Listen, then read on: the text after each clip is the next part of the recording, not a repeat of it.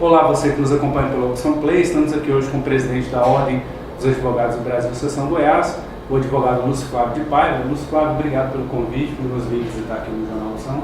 Obrigado, satisfação estar com vocês aqui, poder conversar um pouco com os internautas também que prestigiam aí o Jornal Opção. Lúcio Flávio, quem era o advogado Lúcio Flávio que entrou na disputa para presidente do OAB, ainda desconhecido no meio dos advogados, principalmente da Ordem, em dezembro, no final de 2015, e quem é esse Lúcio Flávio, 3 anos depois, presidente do OAB? Bom, logicamente, começando de trás para frente, o Lúcio Flávio de hoje é, sem sombra de dúvida, uma pessoa mais experiente, mais amadurecida, experiência e amadurecimento que decorreram do exercício do difícil cargo de grande responsabilidade que é ser presidente da Ordem. Quem era o Lúcio Flávio? O mesmo advogado que é hoje, um advogado militante, um advogado que escolheu essa profissão e só fez isso a vida inteira até hoje, um advogado que vive da advocacia até hoje e um advogado que sofre com os problemas inerentes à nossa profissão, e isso foi o que me motivou lá atrás na caminhada inicial e é o que me motiva a todo dia estar na defesa das prerrogativas, na defesa de uma profissão mais respeitada, em que a advocacia possa exercer a sua função de uma maneira menos penosa do que tem acontecido nos últimos anos. A OAB encampou uma luta da sociedade civil de forma organizada contra o projeto que não chegou aí para a Assembleia Legislativa, que era as licenças-prêmios retroativas, né, que o Judiciário queria, né, ter direito. Sim. Por que a OAB tomou frente a essa luta e o que a OAB tem enfrentado desde que ela encampou essa causa?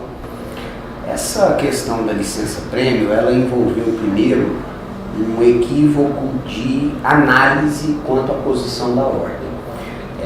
A Ordem, hora nenhuma, saiu como alguém que atacasse a magistratura.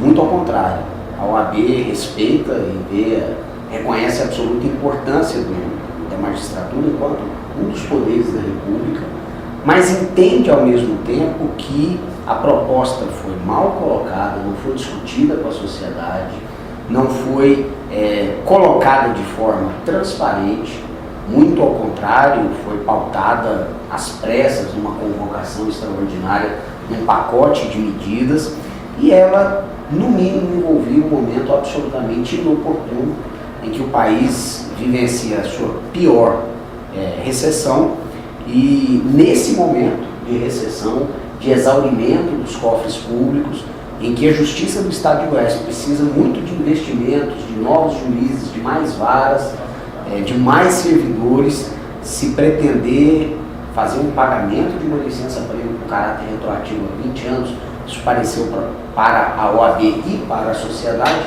e nesse ponto a OAB nada mais fez do que vocalizar uma indignação social, que não era um momento oportuno, e foi por isso que nós, de maneira transparente, leal, fomos a público questionar de acordo com aquilo que o regime democrático permite. E penso que nesse ponto a OAB, de novo, mais do que nunca, vocalizou uma indignação da sociedade comum. O senhor é cotado para disputar a reeleição em novembro. Há o interesse, já está definido mesmo, o seu nome tem sido sondado, o senhor vai ser mesmo candidato à reeleição?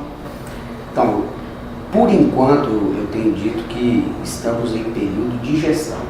A eleição da OAB, ela começa 45 dias antes do dia 30 de novembro. Então, ali para começo de outubro, final de setembro, começo de outubro, nós vamos nos reunir, os conselheiros, apoiadores da nossa gestão, a advocacia que tem aprovado com bastante veemência o nosso trabalho, e aí definir um próximo passo.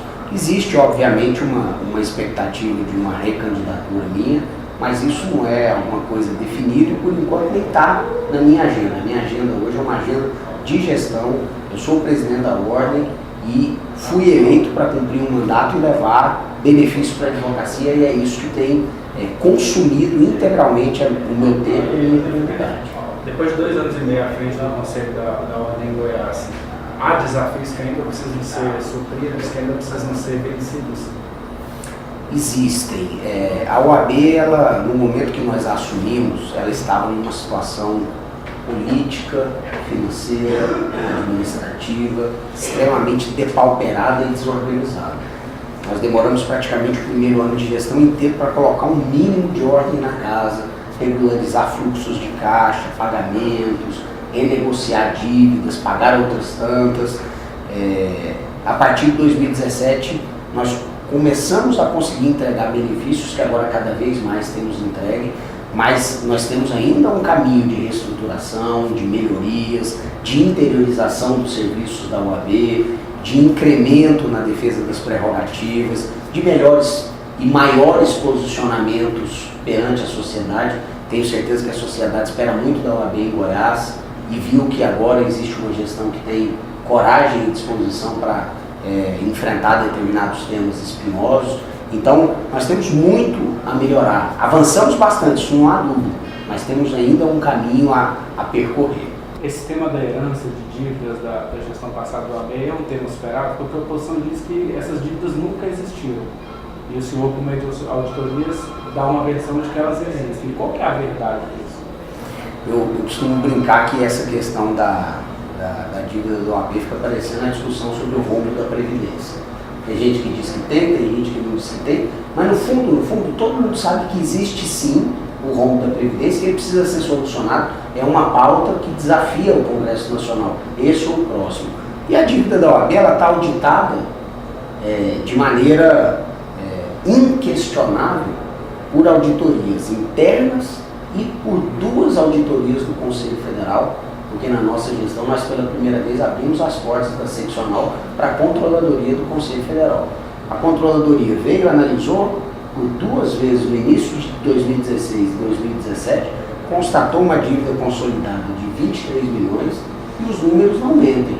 É óbvio que anteriores gestores vão questionar, vão espernear, não querem assumir esse passivo, né? Não querem assumir que construíram essa dívida, mas de fato construíram, e para nós sobrou a penosa tarefa, mas que nós assumimos como prioridade, de resgatar o nome da OAB, de pagar essas dívidas, e elas têm sido resgatadas, têm sido pagas, e hoje eu tenho tranquilidade e felicidade mesmo de dizer para a advocacia que nós não pagamos todas, mas nós reduzimos a dívida da ordem para algo em torno de 6,5 milhões de reais, num contexto inicial de 23 milhões. E quem quiser ter acesso aos balanços da ordem, às auditorias, isso está tudo publicado no portal da transparência. Quem tiver um mínimo de interesse e de capricho na leitura dos números, não vai ter nenhuma dificuldade de constatar esse altíssimo endividamento. Alguns dos conselheiros da OAB que apoiaram o senhor durante a eleição de 2015 e que romperam ao longo da sua gestão, tratam o senhor como de perfil autoritário, que a ordem, o Conselho não teria uma gestão democrática da ordem.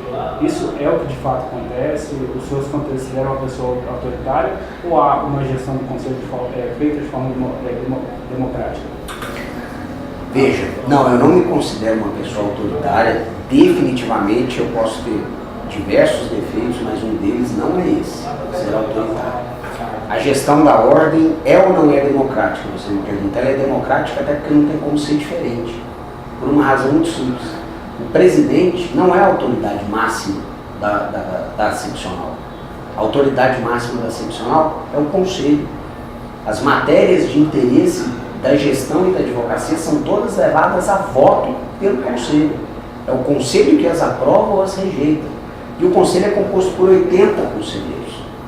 Então, o que nós temos realmente é um regime democrático em que uma maioria muitíssimo expressiva tem caminhado de acordo com os rumos apontados pela presidência e pela direção. Isso é democracia. Democracia é a vontade da maioria. Nós fomos eleitos por uma maioria esmagadora de advogados para executarmos um plano de gestão que eles aprovaram nas urnas. Estamos executando esse plano de gestão, a maioria esmagadora do Conselho tem dado apoio à execução desse plano de gestão e isso é democracia. É assim que funciona a democracia. vota-se de acordo com a maioria. E assim é o Conselho da OAB, divergências são naturais.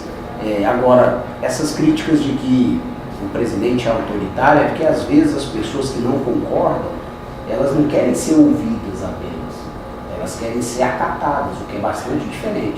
Agora, mesmo esses conselheiros que foram dissidentes ao longo da gestão, todos relataram o processo, tiveram a oportunidade de votar a favor da diretoria, tiveram a oportunidade de votar contra a diretoria, mas, de novo, o que prevalece no Conselho não é a vontade do presidente, é a vontade da maioria dos conselheiros. Como acontece no Congresso Nacional, na Câmara de Vereadores, o regime é democrático e não tem sequer como ser diferente. Antes da eleição para a presidência, a formação do novo Conselho da Ordem, que vai gerir pelos próximos 3 anos a partir do início do ano que vem, a eleição regular, a eleição nacional e estadual, que a gente vai ter com o primeiro turno dia 7 de outubro. Como é que a Ordem em Goiás vai acompanhar esse processo e vai atuar durante o processo eleitoral? Bom, a Ordem, ela tem hoje na nossa gestão um perfil de ser apartidária. Então, dentro do guarda-chuva da OAB cabem todas as ideologias, todas as vertentes político-partidárias, mas nenhuma é hegemônica e nenhuma tem agenda dentro da Ordem. Nós somos, portanto, apolíticos. Mas nós somos muito preocupados com a democracia na medida em que a Ordem é uma das guardiãs do regime democrático. Então, o que a Ordem tem feito na nossa gestão desde a eleição municipal de 2 anos atrás é fiscalizar. Nós instituímos comitês de combate à corrupção eleitoral, cada subseção tem o seu comitê, são 53 no estado, a seccional tem o seu comitê, e o que nós fazemos é observar as eleições e fiscalizar o abuso do poder econômico, a eventual existência de Caixa 2, documentar isso e enviar para os órgãos de controle, notadamente o TRE. Portanto, a Ordem é uma observadora, a Ordem é uma fiscalizadora de garantia de isonomia e respeito à lei no pleito eleitoral. Essa é a nossa participação, uma participação ativa, uma participação, como eu disse, de fiscalização, mas apenas isso. Cada conselheiro da Ordem, cada diretor tem a sua liberdade de ter a sua agremiação, de ter a sua ideologia, de ter o seu candidato. Mas a Ordem não se manifesta a favor de fulano ou de beltrano. Bom, você acabou de acompanhar pela Opção Play, entrevista com o presidente da Ordem dos Advogados do Brasil, Seção Goiás, Lúcio Flávio de Paiva. Lúcio, obrigado pela visita e obrigado pela entrevista. Obrigado, eu que agradeço. Um grande abraço aos telespectadores, aos internautas, e espero poder voltar aqui outras vezes para mais um bate-papo.